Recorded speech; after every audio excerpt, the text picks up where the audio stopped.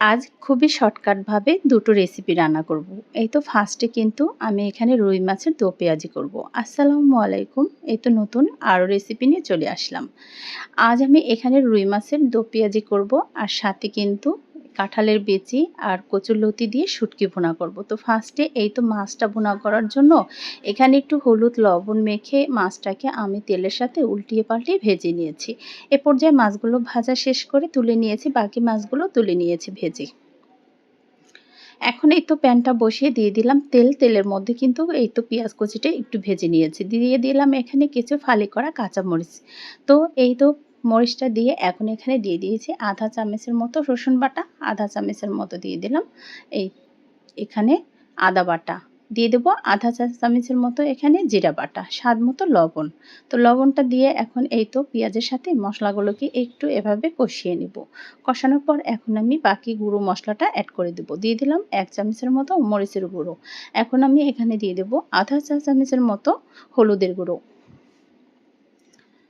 দিয়ে দেবো আধা চা চামচের মতো ধনিয়া গুঁড়ো। এই তো দিয়ে এখন এখানে একটু পানি অ্যাড করব। পানিটা দিয়ে মশলাটাকে সুন্দর করে কষাবো।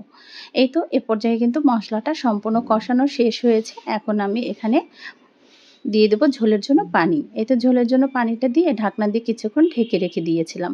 ঢাকনা তুলে এখন ভাজা মাছগুলো এখানে অ্যাড করে দিব।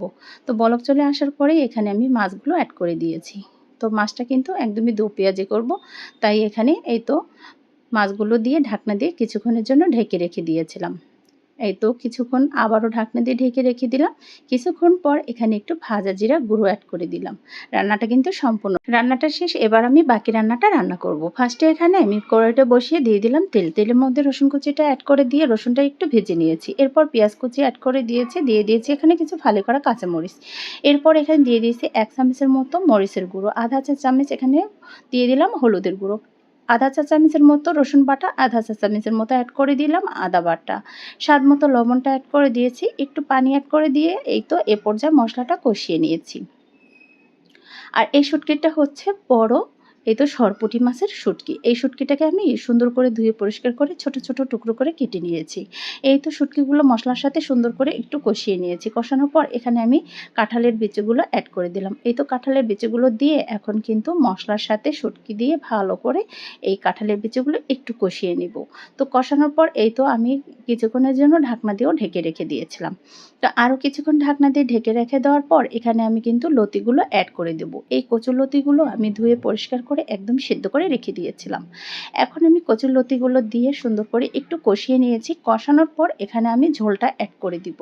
তো এটা কিন্তু একদম মাখা মাখা করে রান্না করব, তাহলে এই লতিটা খেতে খুব মজা। শুটকি দিয়ে এই কাঁঠালের বিচি লতি দিয়ে রান্না করলে এটা খেতে ভীষণ স্বাদ।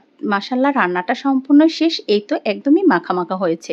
তো রেসিপিগুলো যদি ভালো লেগে থাকে অবশ্যই একটা লাইক কমেন্ট করে পাশে থাকবেন। আজকের মতো বিদায় নিব। সবাই ভালো থাকবেন, সুস্থ থাকবেন। এই তো একদম মাখা মাখা রান্না হয়েছিল। আল্লাহ হাফেজ।